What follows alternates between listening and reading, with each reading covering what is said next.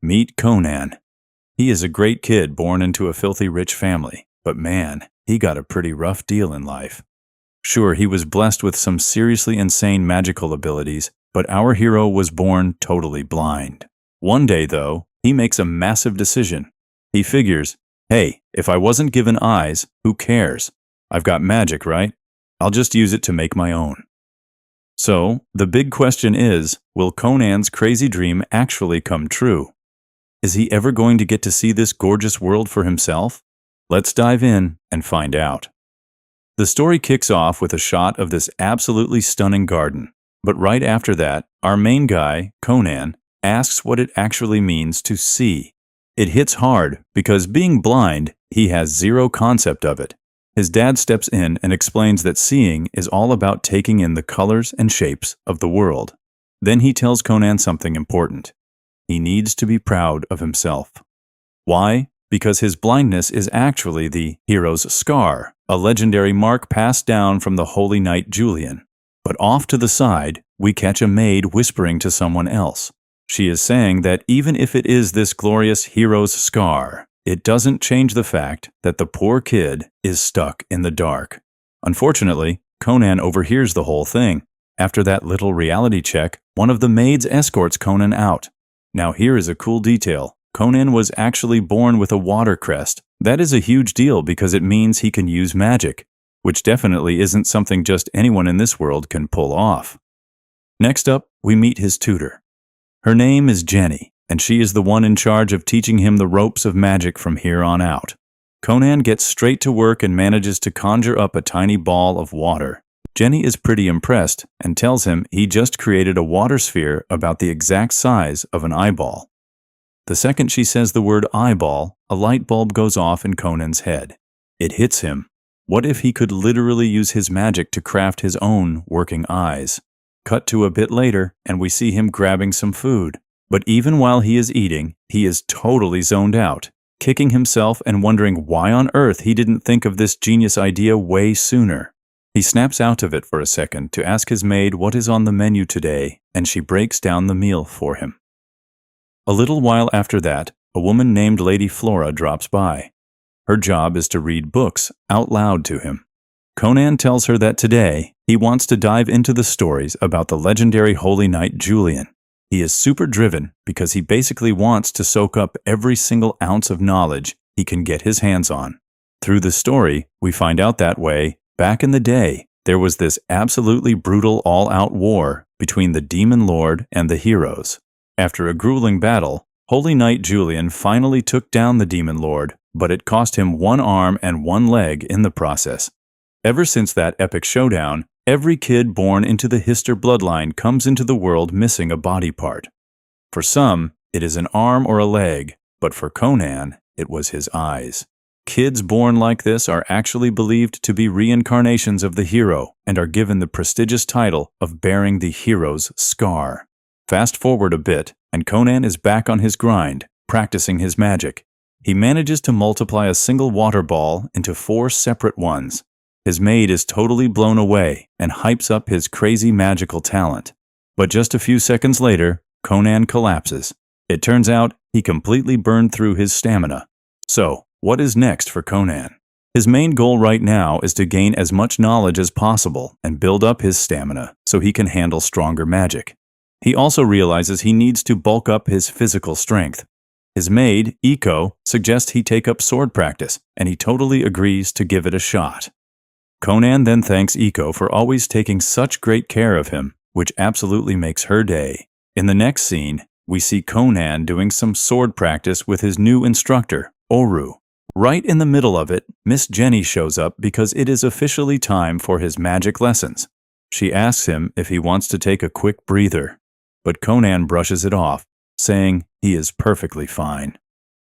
Once they get started, Miss Jenny is completely mind-blown, seeing how easily Conan pulls off the magic spell she just taught him in their last class. She thinks to herself that this kid has an absolute freakish talent for magic. Meanwhile, over at another palace, we catch up with Princess Malika. She has to go meet her fiancé today, which she is dreading because she really cannot stand the guy. But it is a direct order from the king, so she has no choice but to go. On her way there, she is lost in thought about how their marriage was arranged back when they were little kids for purely political reasons. Usually when they hang out, her fiancé is super depressed. He used to be helpless and could not do a single thing without someone holding his hand, and Melita really did not want to deal with that gloomy vibe again. But this time, when she meets up with Conan, it is a completely different story. His face is practically glowing. She is caught off guard and asks him why he seems so different. He tells her that he has fallen in love with magic. He then proceeds to completely wow Princess Malika by showing off his skills. After the mini-show, he holds out his hand and asks if she would like to listen to some stories with him today. Melita happily takes his hand, and the two of them head off to play. By the time she heads back home that evening, the princess is in an amazing mood. In the next scene, Conan is picking Lady Flora's brain, asking how he should act around Princess Malika so she will actually like him. We then cut back to Miss Jenny, who is still low-key, panicking about how naturally gifted this kid is. She realizes he is way more talented than she is, and will probably master everything she knows in no time. If that happens, she will be out of a job, which is a massive problem because tutoring Conan brings in some seriously big bucks. To save her sweet gig, Miss Jenny realizes she has to aggressively level up her own magic skills. The next day, Miss Jenny introduces Conan to something new, manipulating the actual shape of water. She conjures up 2 water spheres and tells Conan to touch them. When he does, he notices one is freezing cold and the other is hot. Miss Jenny explains that you can alter the different characteristics of water. Naturally, Conan picks up this new alteration technique with 0 effort. Miss Jenny is internally screaming, thinking, "It took me an entire night to figure that out, and he just nailed it in a split second." Later that night, Conan is still hyper-focused on his water shape and alteration spells. He is pushing himself to improve as fast as possible so he can finally see the world with his own eyes. The following morning, he uses his magic to heat up some water so Iko can make tea. Watching him, Iko casually mentions that being able to use magic is basically a divine miracle. Hearing that word, something just clicks in Conan's brain. Iko pinches his cheeks and asks, "What just got into you?" The water spills as he realizes that, for a brief second, he actually sensed colors through his magic. With Iko's help, he starts practicing by recognizing green and red apples. Even though he is completely blind, his magic is now allowing him to sense the world around him. Iko is absolutely thrilled for him and runs to tell his dad the good news. His dad is over the moon finding out his son can sense colors just by touching things. We also find out that Conan has been living in a separate house with Iko because he didn't want his condition to be a burden on his family. Now that he is making progress, his dad tells Iko it is time for them to move back into the main house. But Iko flat out refuses. She insists on staying right by Master Conan's side so she can watch him hustle for his dreams every single day. Before Miss Jenny arrives for his next lesson, Conan manages to use his magic to create a perfectly red-colored water sphere. But right at that moment, his family walks in. Hearing their voices breaks his concentration, and the water sphere pops, splashing water all over them. His mom takes one look at him doing magic and straight up faints from the shock. His dad ends up scolding Conan for the mess and docks Iko half her pay for 3 months as a penalty. Hearing she is losing that much cash, Iko practically faints too. Miss Jenny watches this whole circus from a distance and thinks, this kid is learning way too fast. I'm going to run out of material. But then it hits her. Wait a minute. If he is this insanely talented, he might actually have a shot at claiming the ultimate title, the Stellar Sorcerer. A little time jump happens, and Conan is now 9 years old. Seeing how much he has grown, his dad decides it is officially time to enroll him in school. He pulls Conan's older brother, Ishu, aside to tell him the plan. Since Conan has barely ever stepped foot outside their estate, his dad wants Ishu to tag along and watch his back. Back when they were little kids, Ishu took Conan out to play, and Conan ended up slipping on the stairs and taking a bad fall. Ishu wasn't able to catch him back then, but today he makes a hard promise to himself that he is going to protect and support his little brother, no matter what. Meanwhile, we see Conan actively reading a book by feeling the physical shapes of the words. He is currently studying hydromancy, which is basically a water-based form of fortune-telling. Hearing this, Iko playfully teases him, asking, "Oh, really? So can you look into the future and tell me who my husband is going to be?" Conan just smiles and says, "Well, you are a really great girl." "Honestly, anyone would be lucky to marry you," Conan says. "If I wasn't the son of a marquis, I'd make you my wife in a heartbeat." For context, Iko is actually 10 years older than Conan. Later on, we see Conan hanging out and studying with Lady Flora. Watching him, she thinks to herself about what a true gentleman he is and how he is such a smooth conversationalist. He knows exactly what to say and even throws a few compliments her way. So yeah, our boy definitely knows how to flirt. That night, Conan and Iko head over to meet his dad. Since it is pretty chilly out, Conan conjures up a warm water sphere to act as a little space heater, which Iko really appreciates. But as they are walking, Conan gets anxious and asks, "What does my dad actually want to talk to me about? Is he going to chew me out again for my past mistakes?" Iko reassures him, saying she highly doubts that. When they get to the main house, the butler, Balin, welcomes them in. As Conan walks in to see his dad, his older brother Ishu spots him. Ishu is taken aback seeing Conan walking around so effortlessly without needing anyone to guide him. He realizes right then that his little brother has already changed so much. After that, the two brothers sit down with their parents, and Conan's dad gets straight to the point. "Are you interested in going to school?" Conan shoots the idea down immediately, saying he has something way more important to focus on right now. His dad tells him to reconsider, pointing out that he would gain a ton of knowledge and that they even pulled some strings to get him special permission to attend. Things start to get a little heated, and they start bickering. Conan accuses his dad of just holding a grudge about what happened last time, but his dad insists that has nothing to do with it. Finally, his dad lays it all out. "Look, Conan, think about Princess Melissa. If you refuse to attend the Noble Academy, high society is going to look down on her." Hearing that, Conan immediately caves and agrees to go. His dad clarifies that he doesn't have to be stuck in a classroom for years.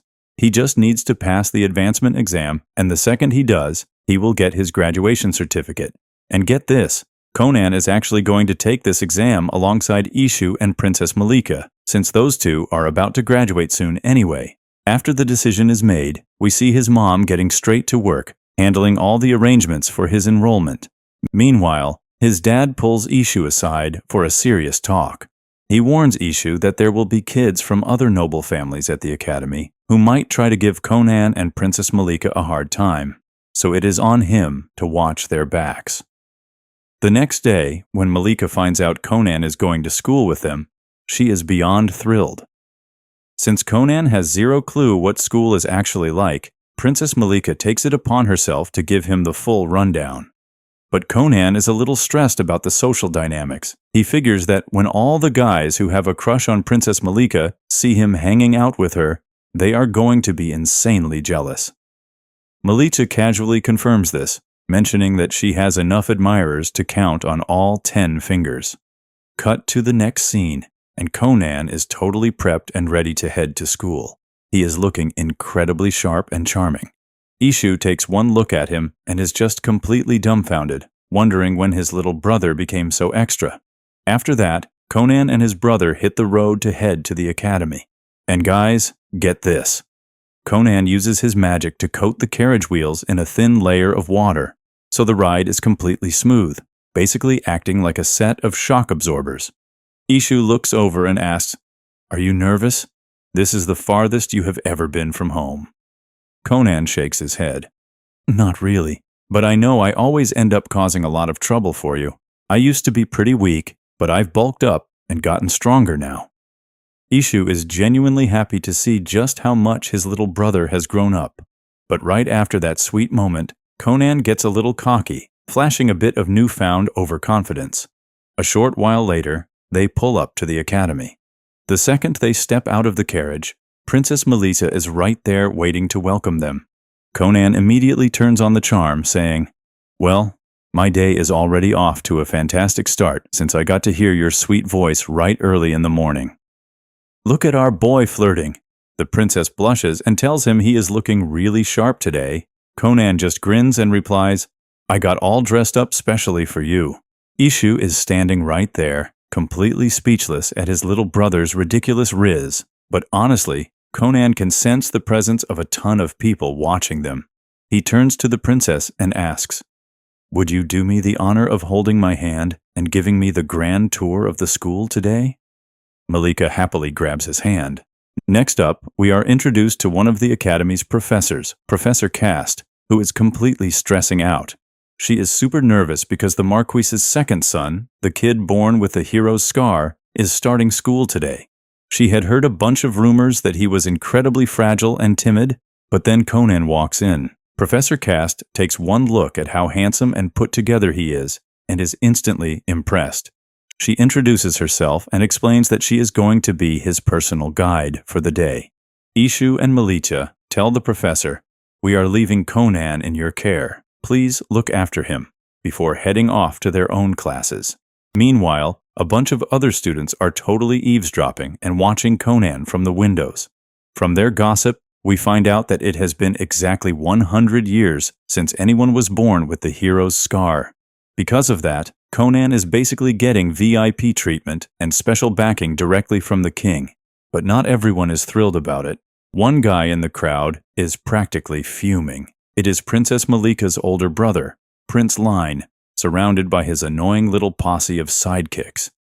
Cut back to Professor Cast and Conan sitting in a classroom where we finally get the lowdown on this advancement exam. It turns out the test is broken down into 5 separate sections. Once you pass all 5, you instantly score your graduation certificate. Usually, students get a decent break between each test, but Conan's exams are being fast-tracked back to back. Those orders came straight from the top, meaning the king and the marquise set it up this way. Professor Cast hands Conan his exam papers and tells him to just ask if he gets stuck on anything. Fast forward a bit, and we see the professor grading his test. She is absolutely floored when she realizes he nailed every single question flawlessly. After crushing his exam, Conan heads down to the cafeteria to grab some lunch with Princess Malika. But right in the middle of the hallway, Prince Line and his goons block their path. Things are clearly about to go south, but right on cue, Ishu steps up to back his brother. Prince Line glares at Melissa and says, I need to have a little private chat with this loser. When Ishu steps between them, the prince snaps, Why are you getting in the middle of this, Ishu? But while this whole standoff is happening, Conan low-key uses his magic. He secretly pulls some moisture from the air and gathers a pool of water right on the front of Prince Line's pants. The next second, everyone starts bursting out laughing, pointing and joking that the prince just peed his pants. Ishu and Malika instantly know Conan is the mastermind behind the prank. Totally humiliated, Prince Line books it out of there as fast as he can. Conan just plays completely dumb and casually says, All right, let's go get some food. I am craving a hamburger. Over lunch, we get some backstory. Prince Line is actually Malika's older brother by exactly 1 year, officially known as the 6th Prince Line Julian colony. Conan is genuinely confused about why her own older brother would treat her like garbage. He looks over at Ishu and mentions how incredibly lucky he is to have a big brother who actually cares about him. Meanwhile, Ishu is just sitting there internally panicking, wondering how on earth he is going to explain this whole pants-wetting incident to their dad. Conan, on the other hand, is just happily chowing down on his food without a care in the world. Ishu is silently praying that they can just graduate without kicking off a literal war. Meanwhile, in another part of the school, Prince Line is absolutely seething with rage. Conan finally asks, Why was Prince Line acting so aggressive toward me? Malika sighs and explains, Honestly, it is probably because of me. He is the 6th prince, and I am the 9th princess, so in the royal hierarchy, I am technically below him. But because I am engaged to you, a guy born with the hero's scar who is also a powerful sorcerer, my status within the royal family is skyrocketing. My brother is incredibly jealous that my rank is about to shoot right past his. Conan pauses and says, Oh man, Then I kind of did him dirty. I should probably go apologize. But Malika and Ishu both immediately shut that down, flat out telling him absolutely not. Cut to the next scene, and we are back to Conan practicing his magic with Miss Jenny. This time, Conan takes it to the next level and uses his magic to completely freeze a water sphere, turning it solid into ice. Miss Jenny praises him, saying, "Awesome job. You are really leveling up your magic skills." We then cut back to the academy. As Princess Melita walks up to meet Ishu and Conan, Conan puts on a little pout and says, "I am actually feeling a bit bummed out today. Since it is my last day at school, this is the last time I will ever get to hear your gorgeous voice." Malika just laughs and replies, "You are my fiancé. You can hear my voice literally whenever you want." After that, the three of them head into a packed classroom to take their final exam. We also get a quick flashback showing that during his previous test sessions, Conan actually spent a ton of time chatting up Professor Cast. They talked about everything from how she landed her teaching gig to all the juicy details of her love life. Hearing about this, Ishu and Melita just look at each other, totally bewildered, thinking, "Wait, what on earth were those two even talking about?" Right then, a group of students walks over and asks Princess Malika if she is going to introduce them.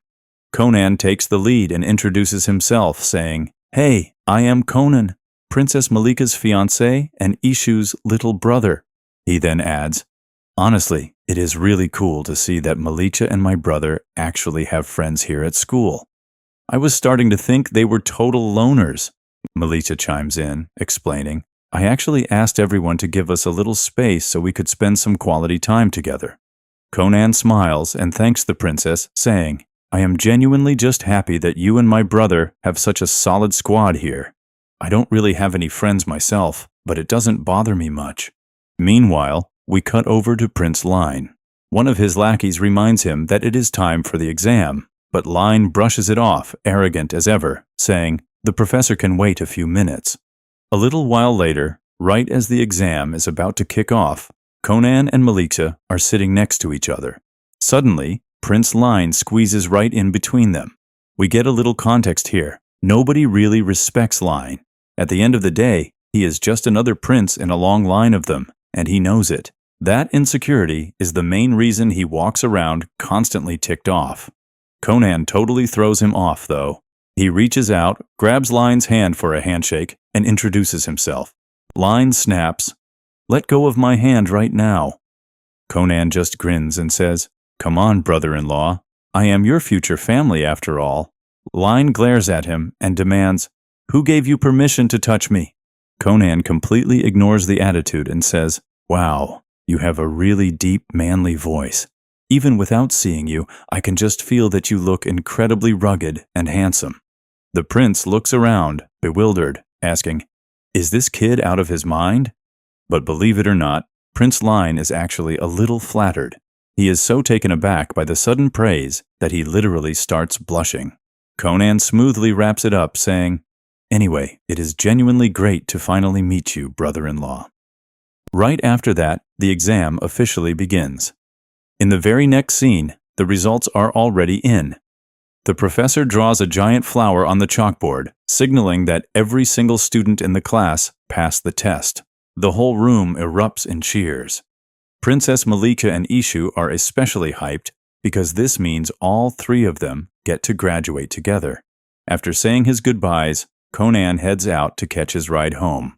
But right before he leaves, he turns to Professor Cast and slickly asks, "So, what are your thoughts on my older brother?" The professor just shakes her head, thinking to herself, "What goes through this kid's mind?" Meanwhile, we catch a glimpse of Prince Line, and it turns out he is actually genuinely impressed by Conan now. The next day, Conan is back on his grind, practicing his magic. He takes a single sphere of water and effortlessly multiplies it into 10 separate orbs. Then, he decides to really show off his artistic side. He has gotten so insanely good at manipulating his magic that he reshapes the water into a perfectly detailed bird and makes it literally fly up into the sky. Watching this, Miss Jenny is absolutely dumbfounded. They take a quick break, and Miss Jenny sits him down. She looks at him seriously and says, "Since you are about to graduate, there is something I need to tell you today. And honestly, it might be a pretty big shock." Conan gasps playfully and asks, "Wait, don't tell me. Are you secretly the goddess of nights, and now you have to return to your home dimension?" Miss Jenny shakes her head and drops the truth bomb. "No, Conan. The truth is, I literally have nothing left to teach you. In fact, I have been out of material for a while now. I have already taught you every single thing I know, and you soaked it up way too fast. At this rate, you are going to completely surpass my magic skills in no time." Conan smiles warmly and says, "Miss Jenny, I am genuinely just so grateful that you managed to teach me even more than you actually knew yourself. Because of you, I have a whole new sense of hope for my life." Behind the scenes, Miss Jenny had been racking her brain, coming up with all sorts of random, tricky little exercises just to stretch out her lessons and keep her high-paying job a little bit longer. But then Conan completely misreads the situation and innocently asks, "Wait, is it because your salary is too low? Are you not getting paid enough? Is that why you're quitting on me?" Conan asks. Miss Jenny shakes her head. "No, that's not it at all. I literally just have nothing left to teach you. I can't do anything more to help you level up. Your magical abilities have totally outgrown mine." Conan pleads with her, saying he doesn't want her to leave and that he wants her to stay on as his teacher. As he's talking, he subconsciously conjures a bunch of animals made entirely out of water. Still, Miss Jenny stands her ground, insisting she really can't teach him anymore.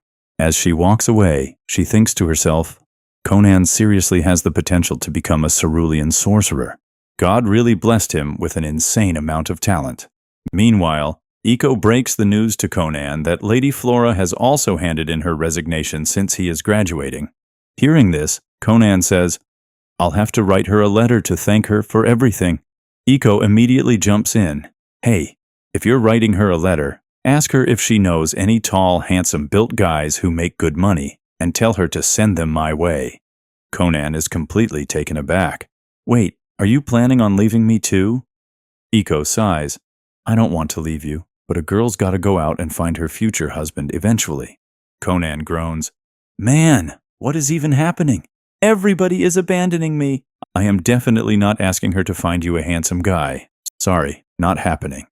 Cut to the next scene, and the family is having dinner. His dad brings up the current situation. "According to Miss Jenny, we need to track down an expert sorcerer to handle the rest of your training." Ishu chimes in, mentioning he heard rumors at school about an extraordinarily powerful royal sorcerer named Zonlif. His mom asks, "Wait, Zonlif? I've heard of him too. He is supposed to be incredibly skilled." His dad quickly shuts the idea down, explaining that inviting a royal sorcerer to their home is basically impossible. Royal sorcerers report directly to the royal court, meaning only the king and top-tier officials have the authority to give them orders. Even getting a face-to-face meeting with one is ridiculously hard. Conan pitches a workaround. "How about this? Next time you head to the capital, I tag along. I'll meet this royal sorcerer, work some of my magic, and hustle my way into becoming his apprentice." Conan thinks his plan is flawless, but his dad is definitely not on board. However, Conan manages to get his mom on his side. She flashes his dad the classic puppy dog eyes, completely melting his resolve. Let's be real. Who could say no to a beautiful wife? Definitely not his dad. He caves and agrees to take Conan to the royal palace. Honestly, Ishu is the only guy in this entire family with a functioning brain. In the next scene at the royal palace, we see a royal sorcerer getting word that a highly talented kid wants to become an apprentice. We also find out this sorcerer is actually Princess Malika's older sister.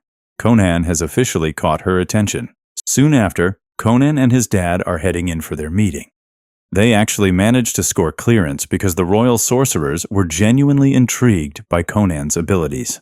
While they wait, Conan uses his magic to craft a cat entirely out of water.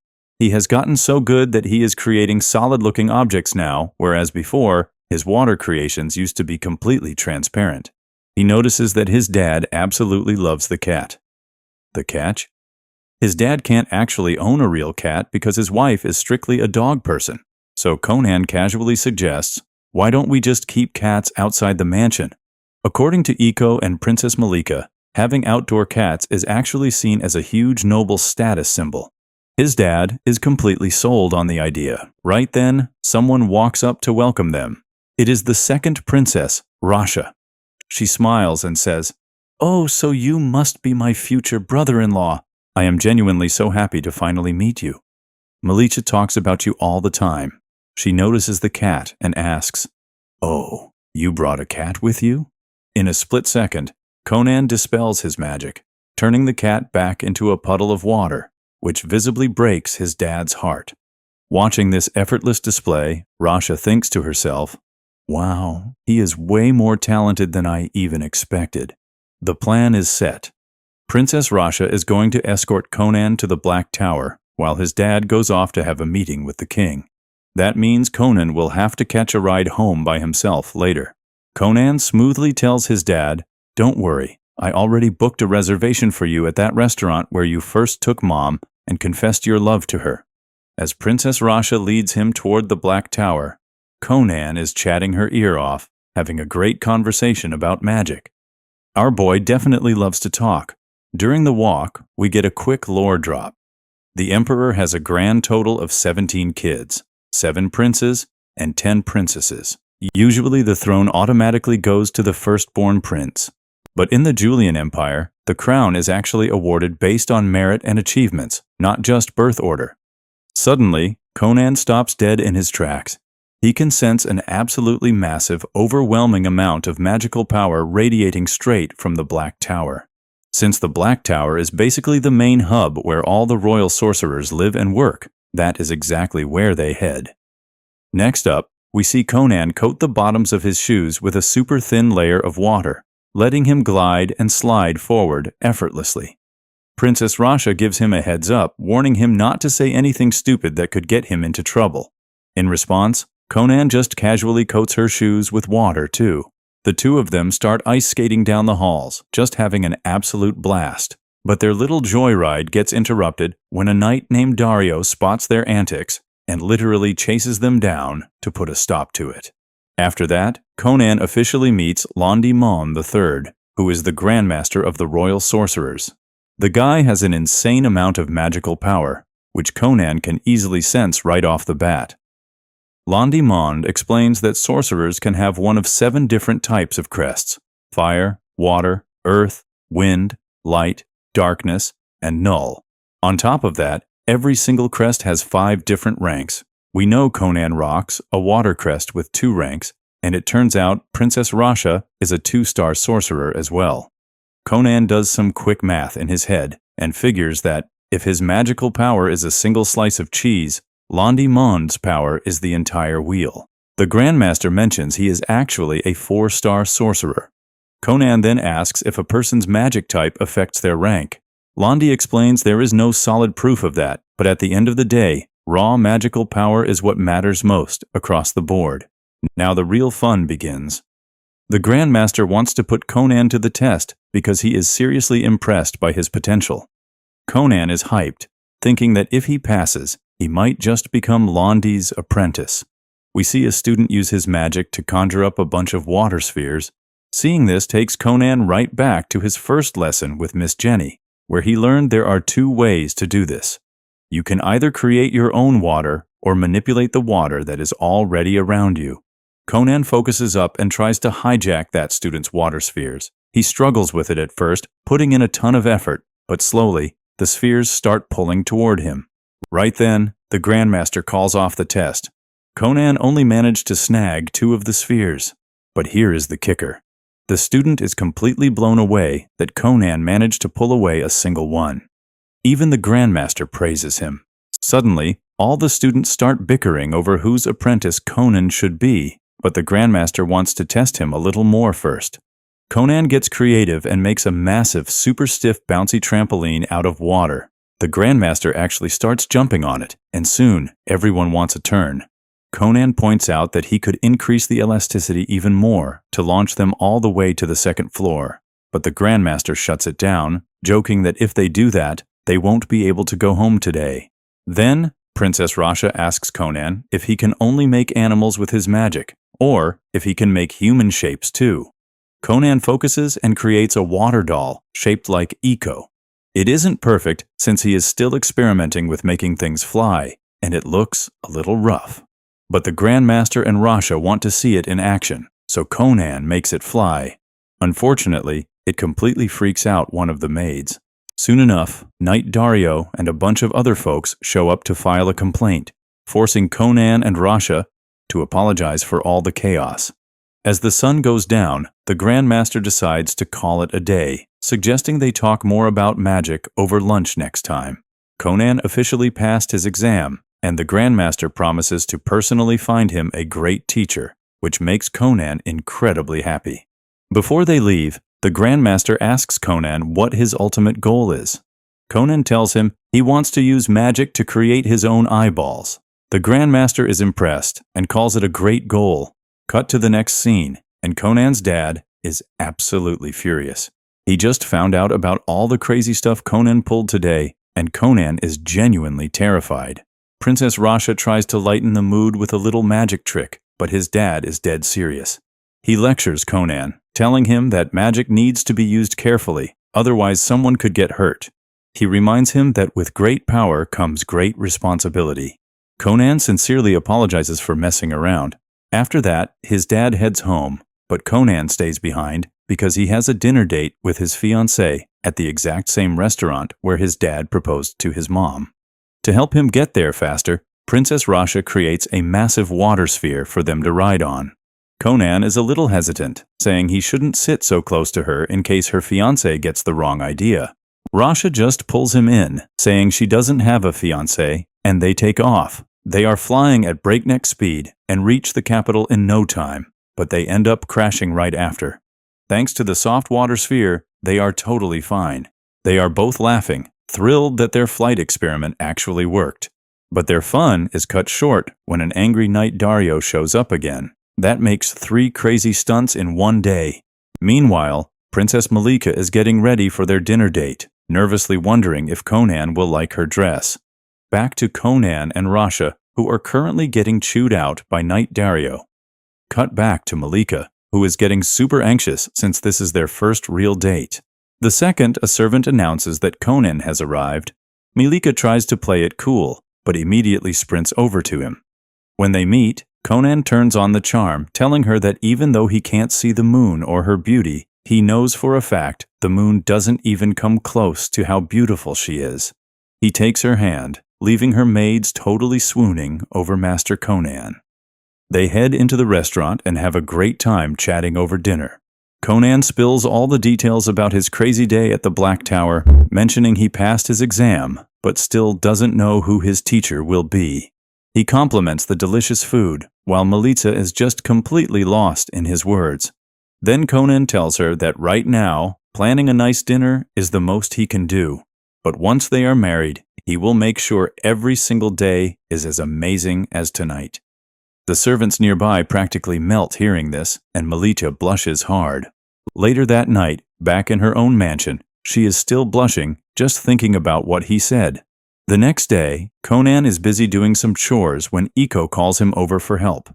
He uses his magic to help her wash the laundry.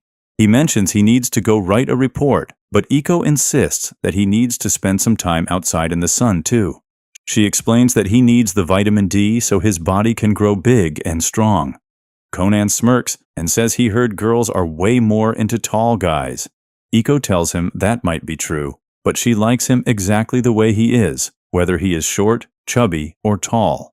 Conan plays along, sighing that he really likes her too, but it is a shame he is already engaged to the princess. We then just see the two of them chilling outside together. Meanwhile, the scene shifts over to the Black Tower. We see this guy frantically searching for his senior. As soon as he throws open a door, he finds the room completely trashed. Lying right in the middle of the mess is his senior, Zion. Zion groans and asks if the guy seriously came all the way here just to ruin his sleep. The guy, Victor, tells him that the Grandmaster is calling for him. Back at the estate, Conan gets a letter letting him know that they finally found him a teacher, and his name is Zion. The second Iko hears that, she totally loses her mind. She starts gushing about how Master Zion is incredibly handsome, sweet, and ridiculously popular. Literally every single girl in the Julian kingdom knows who he is. After that, Iko is practically bouncing off the walls, super hyped to finally meet him. Somewhere else we see Princess Rasha tracking down Malika to ask for a huge favor. We find out that if a royal sorcerer wants to leave the palace just to hang out, they actually need direct permission from royalty. Rasha is basically using Malika as an excuse to get a hall pass. Right then, Malika's two older sisters, Avery and Lee, show up. They only came over to throw shade and taunt Malika, bragging about how much better their own fiancés are and calling Malika completely useless. But Princess Rasha is not having it and chases the two of them away. She turns to Milicha and tells her to just ignore them because those two are completely crazy. Back at the mansion, Conan is just kicking back and enjoying his tea, while Iko is still pacing around, way too excited to meet Zion. Out of nowhere, Princess Milika drops by for a visit. Conan immediately turns on the charm, telling her that her surprise visit just made his heart bloom like a beautiful garden, even though he jokes that he has never actually seen a garden before. But Malika didn't come alone. Zion is right there with her. Conan is right in the middle of hyping up the princess with compliments when Zion steps forward. Iko takes one look at him and is internally screaming with joy. As for Conan, he can instantly feel Zion's magical power, and it is absolutely massive. He has never sensed anything even close to this level from any other royal sorcerer. Conan's gut instinct is screaming at him that this guy is definitely meant to be his master. Conan speaks up, saying he knows it is a little early, but asks if he can just go ahead and call him Zion Sensei. Zion completely shuts him down, bluntly saying that he cannot stand children. On top of that, he reminds Conan that he is not officially his teacher yet, and the only reason he is even there is because the Grandmaster told him to come. Knight Dario is also tagging along to act as a bodyguard for Malika and Zion. Conan continues, smoothly saying that he has heard Master Zion is an incredibly magnificent and gorgeous sorcerer. He casually adds that since he is blind, he doesn't actually know what those words mean, but he is pretty sure they are compliments. Zion glares at him and asks if he is mocking him. Conan immediately plays innocent, insisting he would never do that. In the next moment, Conan goes right back to praising Princess Malika. Zion rolls his eyes and tells him to knock off the flirting and actually talk about magic. Zion starts grilling him about compound spells, explaining that compound spells are when you take a magic circle, divide it up, and rearrange the whole thing. Zion asks Conan how many sections he can handle. Conan casually replies that he can comfortably manage 31, but he usually messes up when he tries to push it to 32. Conan is then shocked to find out that Zion can actually reach 50 sections. Zion is completely caught off guard and asks how a kid managed to push past 20 sections. Conan explains that he basically taught himself a lot of it and uses a few little tricks to pull it off. Zion thinks to himself that this kid is seriously talented. It totally makes sense now why Londi Mond and the others were fighting over who gets to be his master, and why Princess Rasha is so obsessed with him. Snapping back to the present, Zion tells Conan to step up and show him what he is working with. He says he needs to see his skills firsthand before he decides whether training him is a solid investment or just a massive waste of time. But Conan flips it on him, saying he would actually love to see just how amazing Zion is first. Conan starts laying the compliments on super thick, praising him non-stop until Zion is practically losing his mind from annoyance. Fed up, Zion uses his magic to summon a solid stone wall right in front of them. He challenges Conan, telling him to see if he can break the wall down. If he pulls it off, great. If not, he can totally forget about Zion ever being his master. But before that, Zion demands to see this famous waterbed trick he has heard so much about.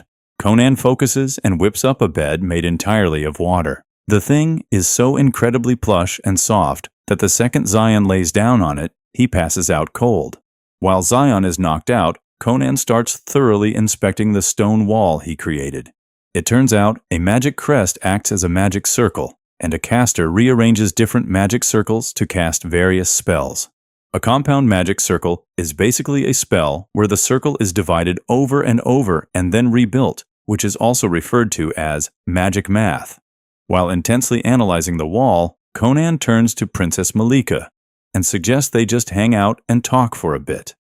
While sipping on some tea, he tells her they should probably just wait for Master Zion to wake up naturally.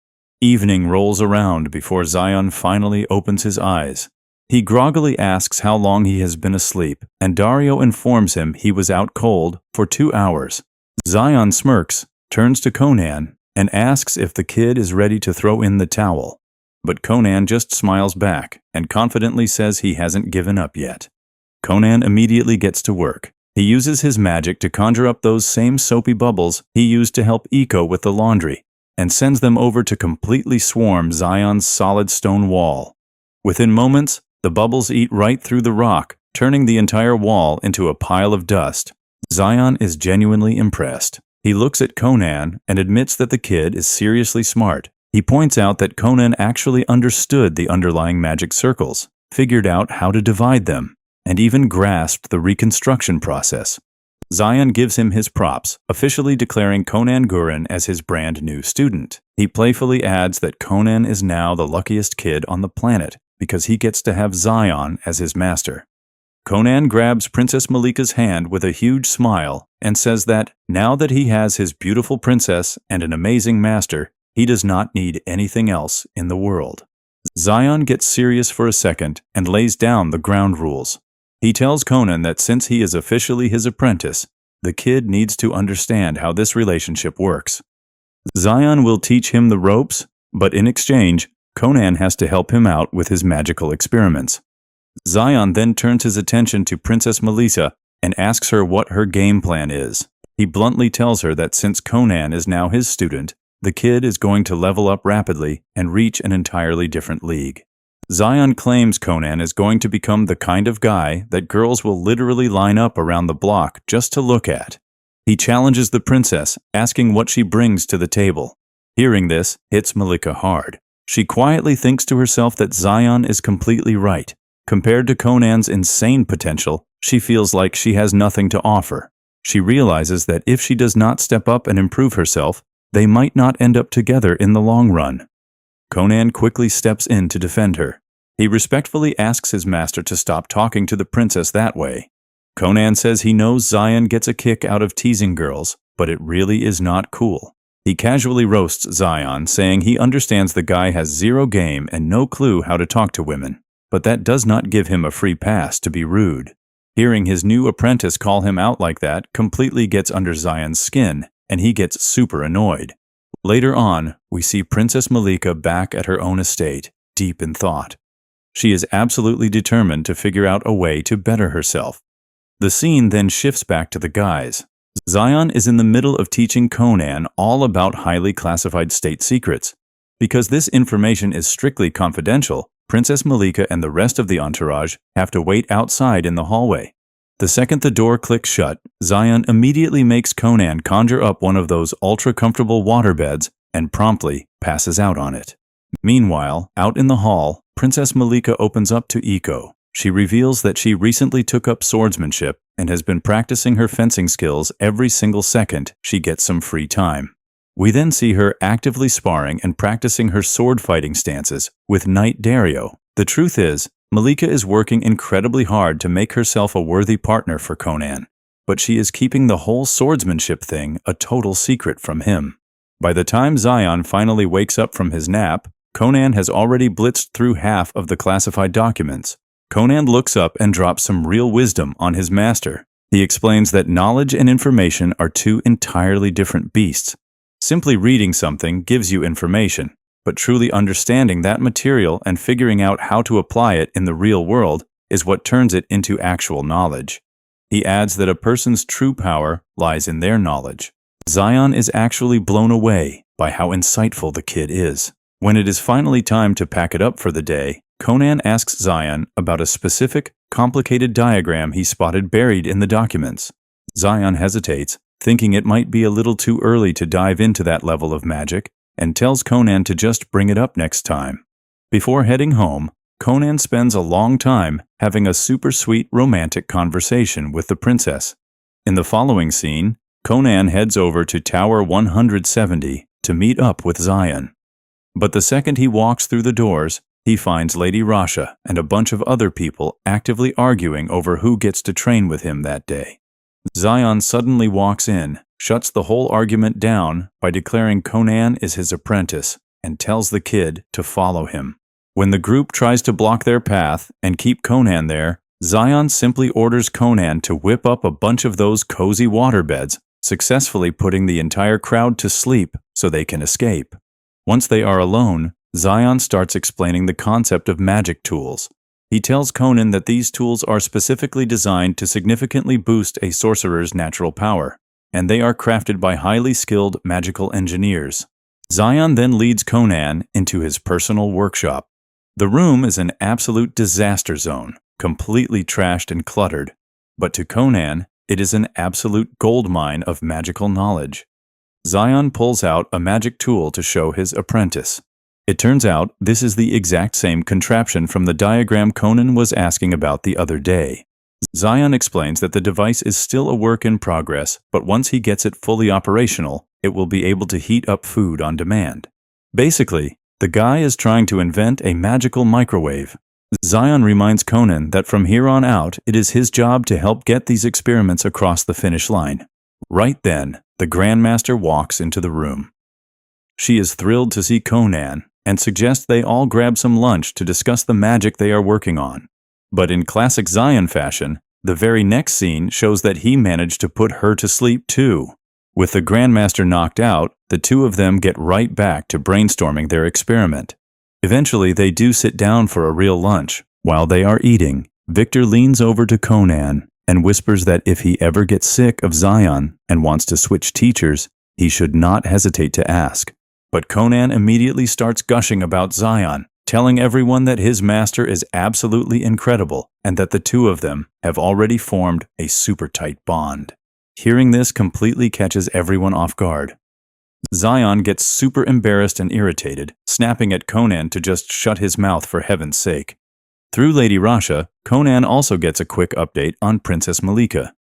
He finds out she has officially reached her senior year, which means she is diving straight into her higher education classes. The Grandmaster then brings up a massive opportunity, heavily recommending that Conan enroll in a prestigious magic academy. It is a legendary school where the most gifted students from all over the globe gather to study advanced magic. There is just one catch. You have to be at least 12 years old to get in.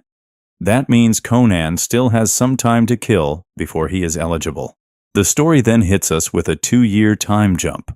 We catch up with Conan and Zion right in the middle of an intense sparring match. Zion launches a heavy attack, but Conan effortlessly deflects the strike using his fluid water magic. Later on, the two of them are grabbing a bite to eat, and we get a little business update.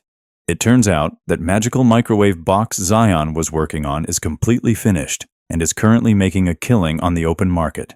Since Conan helped out, he demands his fair cut of the profits, leading to a hilarious back-and-forth argument over the cash. Through their banter, it becomes obvious just how much Conan has leveled up his skills over the past 2 years.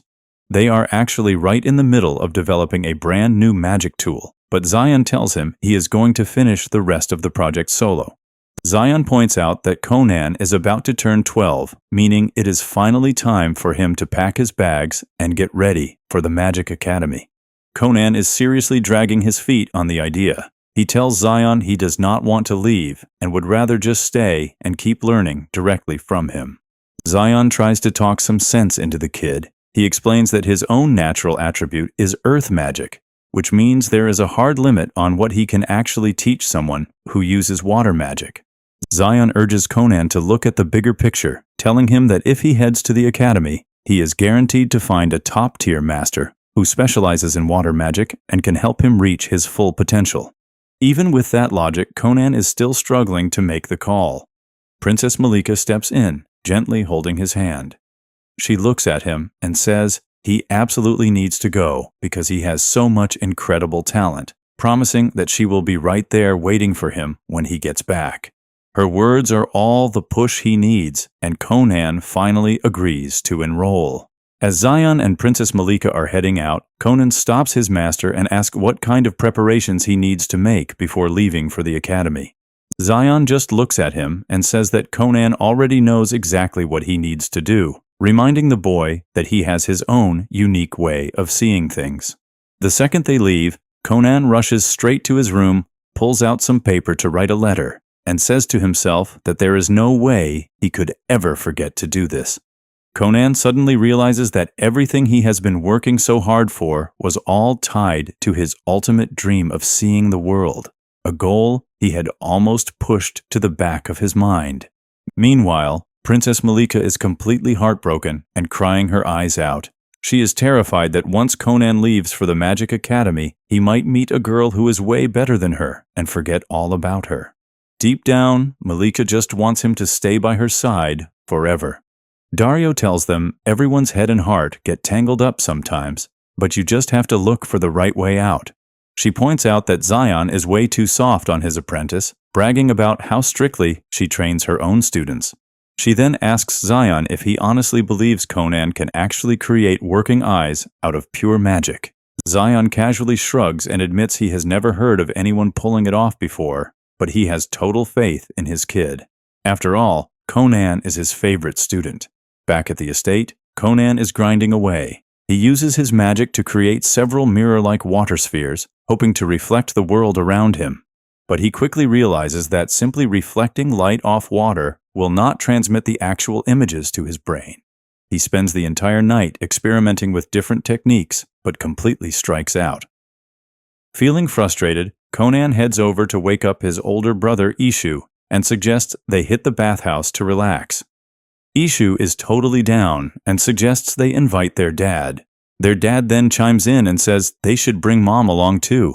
Fast forward, and the whole family is chilling together in a steamy sauna, sipping on their favorite drinks. Conan finally vents his frustrations, admitting that he has run a ton of experiments but still cannot figure out how to craft his own eyeballs. Ishu reassures him, telling him not to stress and that he will figure it out eventually.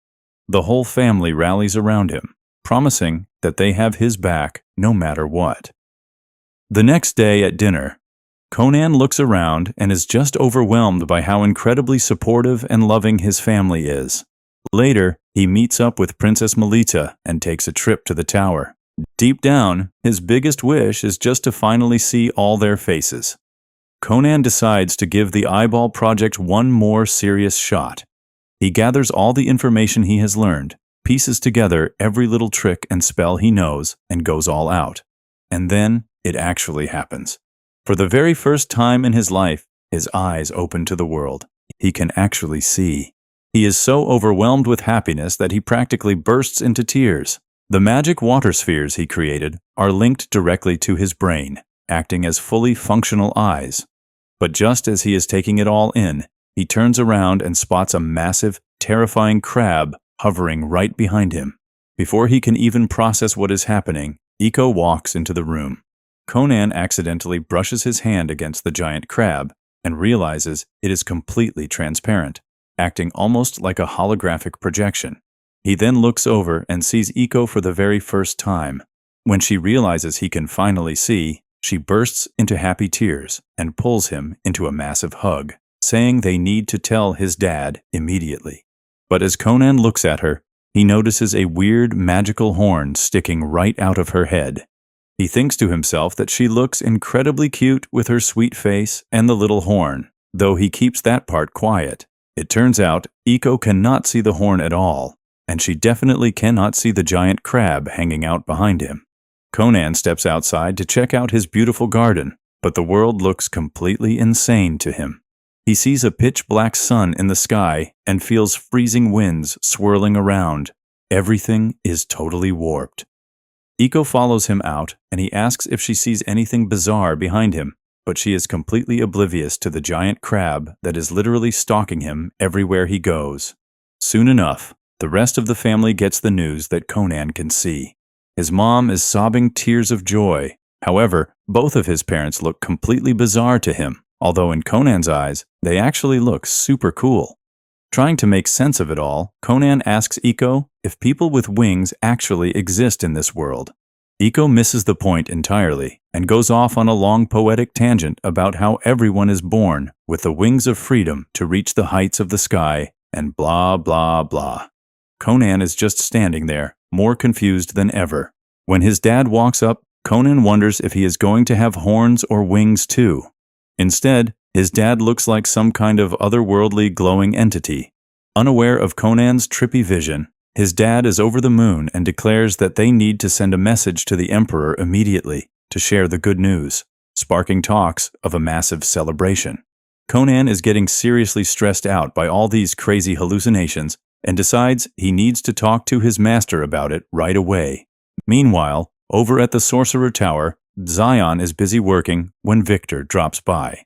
Victor relays a message from the Grandmaster, letting Zion know that the Emperor has officially granted him a few days of vacation time. The next day, Princess Malika rushes over to visit Conan. She is absolutely thrilled that he can finally see and excitedly asks him to look at her with his new magic eyes. Conan eagerly looks at her. For a split second, she looks completely normal and breathtakingly beautiful. But the very next second, a delicate feather appears right on her head. Conan smiles and tells her she is even more gorgeous than he ever imagined, comparing her to a beautiful bird with a stunning feather. Just then, Knight Dario walks in to greet them. Conan looks at Dario and sees a literal sword floating right above the knight's head, which Conan thinks looks incredibly badass. But when Zion finally shows up, things get even weirder. Conan cannot even make out Zion's face. All he sees is a blinding, radiant light. Conan squints and asks if that is really his master, because he cannot even look at him right now due to the intense glowing. He tries his hardest to focus, but the light is just too bright. Eventually, Conan sits Zion down and explains all the bizarre, trippy things he has been seeing. Zion finds the whole situation hilarious and bursts out laughing. Annoyed and confused, Conan looks at him and asks what is going to happen to him when he actually marries the princess. Conan complains to Zion about his crazy visions. He tells him that everywhere he goes, he is stuck with this giant crab following him around, and the princess literally has a feather on her head. Zion strokes his chin and says that maybe everything he is seeing actually means something. When Conan mentions that Zion is glowing super bright, Zion just smirks and says he has always been the bright type. Conan shoots back that he is glowing so blindingly bright that he cannot even look in his direction. Zion then breaks it down, saying there are two real possibilities here. The first is that Conan might actually be seeing the physical shapes of people's souls. The second is that he could be dealing with a case of magic sickness, which is causing some intense hallucinations. Zion explains that certain places can mess with a person's magical power base. He admits he actually experienced something similar once. After downing way too much booze in a dark forest one night, he started seeing all sorts of bizarre things. Zion admits he cannot guarantee anything, but suggests that the more Conan observes these things, the better they might understand what is going on. Conan starts second-guessing himself, wondering if his water eyeballs are just a totally failed experiment. Zion immediately shuts that down, telling him that he is his student, and there is no way he would make a mistake like that. Zion advises that there are a ton of things in this world that humans just do not understand, but just because we do not get them does not mean they do not exist. He tells Conan to keep these weird visions a total secret and to try and find some sort of pattern in what he is seeing. Conan thanks his master for the solid advice. As evening rolls around, we see Princess Malika hanging out with Iko. Malika mentions that Conan's 12th birthday is coming up real soon and asks what kind of gift would actually make him happy. Iko smiles and tells her that honestly, he would be thrilled with literally anything she gives him. Hearing that makes Malika blush hard. Right then, Zion wanders in and asks what the two of them are whispering about. They quickly brush him off, saying it is strictly girl talk. The very next day, we see Conan deep cleaning and reorganizing his entire room, freeing up a ton of space. The scene then jumps to his 12th birthday party. Everyone is clapping and cheering as they hand him his gifts. His mom gives him a really nice feather pen. while Ishu gifts him a fancy box of gourmet snacks, probably because he had zero clue what else to buy for a 12-year-old kid. His mom suddenly gets super emotional, tearing up because Conan is about to leave for a magic academy that is incredibly far away. His dad steps in to comfort her, and they all go back to celebrating. The whole place is just filled with a really happy, exciting vibe. Later on, Princess Melita and Conan get some time alone to talk. She tells him that she actually has school on the exact day he leaves, so she will not be able to come see him off. Conan tells her not to worry about it at all. Melita then hands over her birthday gift, a beautiful high-quality bracelet that matches the exact one she is currently wearing. They promise each other that they will write letters constantly and wait for one another while he is away. Finally, the big day arrives for Conan to pack up and head to the Magic Academy. His family is absolutely heartbroken, thinking Conan is going to be just as devastated about leaving them for such a long time. But instead, Conan just quietly hops into the carriage with Iko right behind him.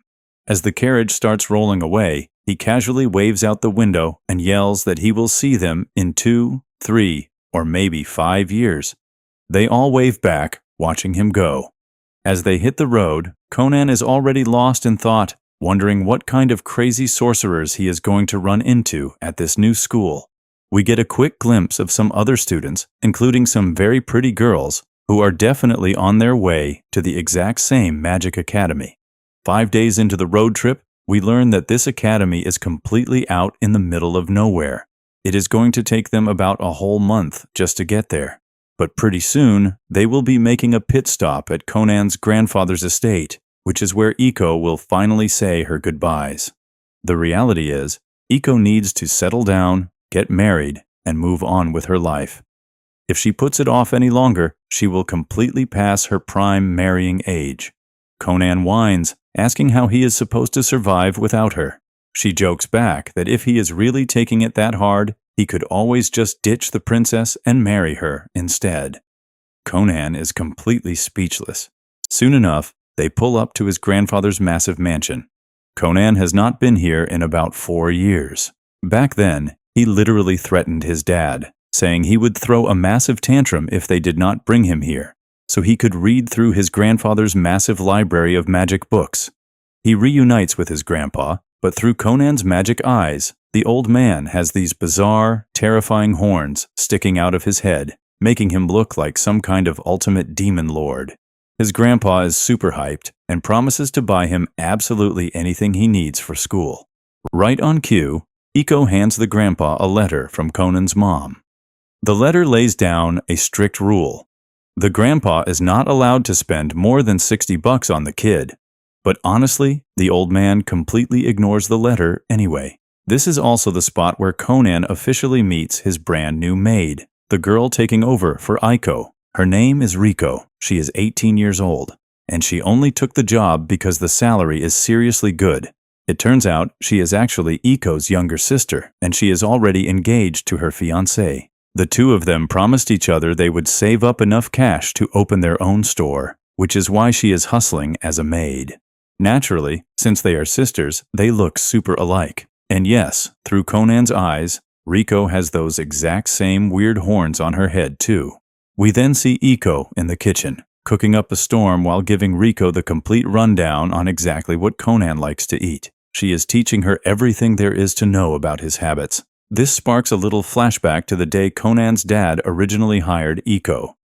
She remembers meeting Conan for the very first time, cooking for him, and having to patiently explain what basic foods like bread, potatoes, and cabbage were. She was also the one who taught him how to dress so sharply. Iko thinks back to how incredibly sad Conan looked the first time she mentioned she would have to leave him one day, because she cares about him so much. Iko gives her little sister a very strict warning. She tells Riko she better take amazing care of him and absolutely forbids her from putting any stupid ideas into his head because he is a really sweet kid. Iko is low-key, terrified that Conan might turn into a total player and try to build a harem.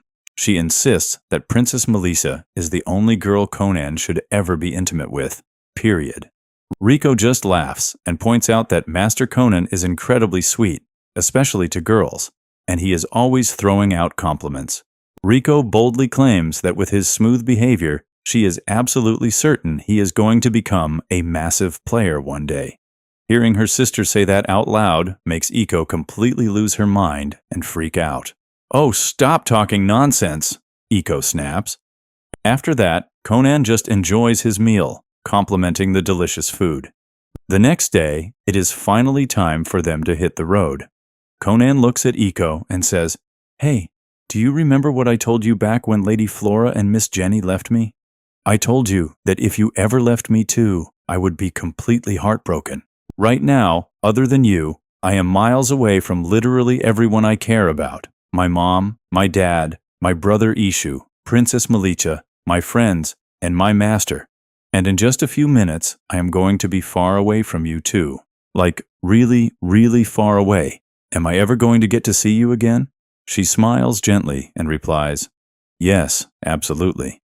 Once you come back from the Magic Academy, you have to come visit my house. By then, I will probably be married and might even be a mom." The two of them share a tight hug and finally say their emotional goodbyes. Then, it is officially time to leave. Watching Conan go hits his grandpa hard, and the old man is literally left standing there in tears. After that, Conan turns to Rico and thanks her for tagging along on this journey with him. As they hit the road, the two of them start chatting. Conan asks her what kind of store she actually wants to open. Rico tells him that she will probably open up a restaurant because she absolutely loves eating. And just like that, Conan's brand new adventure officially begins. Eventually, they roll into a town that is just a short distance away from their final destination, Darshik. While walking through the town, a bookstore catches Conan's eye. He heads inside and realizes they are selling actual magic grimoires. But there is a huge catch. Conan cannot afford to buy a single one of them because they are ridiculously expensive. Buying one would leave him completely broke. Right then, they meet the shop's receptionist. The second this girl finds out that Conan can actually use magic, she insists that he show her a spell. Conan indulges her and uses his magic to whip up a tiny water creation. We find out that this girl is absolutely obsessed with learning, reading, and talking about magic. She then drops some serious gossip, telling Conan that this year, the actual saint of the Holy Kingdom is enrolling at the Magic Academy. Listening to her talk, it becomes pretty clear that the Magic Academy is packed with some seriously elite, high-status people. After that, the receptionist shows Conan a second-hand grimoire that belonged to a super popular sorcerer, which turns out to be Zion. She tells him that if he wants to buy it, she will hook him up with a special discount, but Conan passes on it. When they step back outside, Rico is confused and asks him why he didn't buy the book. Conan just smirks and says, "I already know exactly what is inside that grimoire anyway. There is nothing new for me to learn." Cut to the next scene, and they are browsing a clothing store. Conan is feeling the fabrics to check their quality, while Rico is over in the corner, trying on a bunch of different hats and just goofing around. Suddenly, Conan speaks up, saying he really loves a specific piece of fabric. By touching it, he is actually memorizing its exact texture. The shop owner proudly explains that the fabric is made from genuine black fox fur. Without missing a beat, Conan uses his magic to literally recreate a perfect replica of a black fox. The shop owner is left completely speechless. The owner stammers, asking, "Wait, can you really reproduce anything just by memorizing its texture? Could you use that magic to make a woman?" Hearing that completely sets Rico off. She absolutely loses her mind, starts yelling at the creepy shop owner, and drags Conan right out of the store. As it turns out, the poor shop owner was just nursing a crush on some girl and let his excitement get the better of him, saying way too much out loud. Right after Conan leaves, a group of 3 people walks into the shop. The girl in the middle speaks up, saying she heard they have a rare item made from a black fox and wants to see it. But the moment she touches the magical fox Conan created, the spell immediately breaks, and it just collapses into a puddle of water. The group immediately starts analyzing the leftover water by touching it, which honestly looks a little weird and inappropriate. Finally, our hero makes it to Darshik, the town where the Magic Academy is located. After that brutally long road trip, he has officially arrived.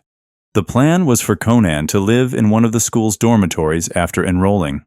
But when they check in at the front desk, they get hit with some bad news. The dorms are completely booked solid. Finding out there is no room left is a massive blow for both of them. Meanwhile, back at the Sorcerer Tower, Zion makes a dramatic superhero-style entrance by literally crashing right through a window. He looks at the Grandmaster and tells her he came all the way there to have a serious talk about his favorite apprentice. Cut back to Conan and Rico, who are trying to figure out their next move. Conan pitches an idea. How about we just rent a small house and live together? Right then, a girl hands them a pamphlet with information on available rental houses, which is standard protocol for students who do not secure a spot in the dorms.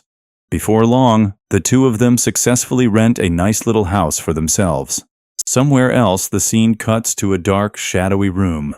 We see one guy handing another guy a complete list of every single student who enrolled at the Magic Academy this year. Scanning the paperwork, they realize that Zion's personal apprentice is on the list, and they finally learn his name. The next day, Conan and Rico head over to the Magic Academy, but quickly find out that nobody except official students and special faculty is allowed past the gates.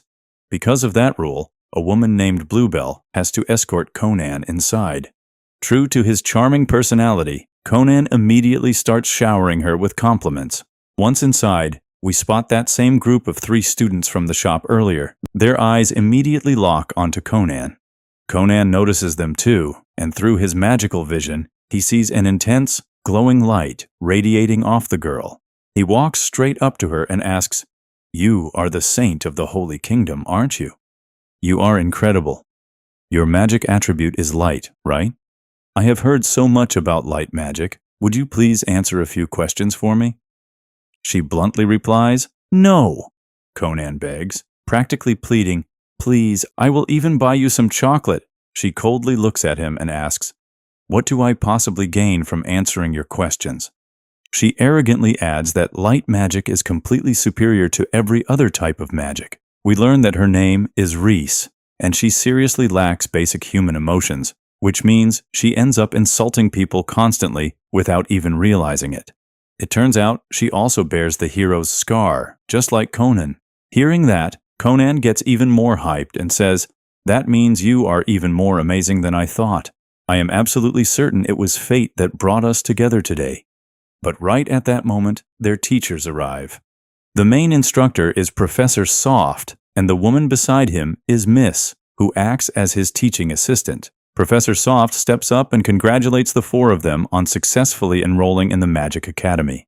This essentially means there isn't going to be some brutal entrance exam to decide who passes and who fails. They are already officially in.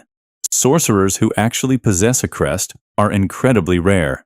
The reason these 4 students were called together today is to take a special placement test. Darshik Magic Academy offers 3 different tracks.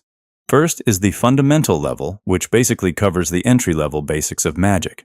Second is the teacher-assisted level, which runs a lot like a standard high school curriculum. Then there is the 3rd level, which is super advanced and focuses on independent research. Students in this track aren't stuck in a regular classroom. They have the freedom to do whatever they want and decide for themselves whether they want to practice existing magical skills or invent entirely new spells. Securing a spot in this advanced 3rd level is brutally difficult since it is strictly reserved for the absolute top-tier students. The only reason these 4 kids even got their foot in the door is because they scored massive recommendations from either their elite masters or their home countries. The practical skills test kicks off, and the students have to step up one by one to demonstrate their specific crest attribute. First up is a guy named Hand. He rocks a 2-star fire crest and can currently cast 7 different spells. He decides to go big and shows off his absolute best move, conjuring up a massive blazing circle of fire. Next in line is a kid named Priahos, who specializes in wind magic and can cast 8 different spells. Fun fact, Professor Soft also uses a wind crest. After making sure everyone steps back to a safe distance, Priahos unleashes an intermediate-level wind spell that packs a seriously strong punch. Then it is Reese's turn. She holds a rare 3-star light attribute and can cast 5 different spells. She steps up and fires off an incredibly fast blinding light spell. Finally, it is Conan's time to shine. He casually steps up and announces that he has a 2-star water attribute, but he can only cast 2 spells, and both of them are just basic elementary level moves.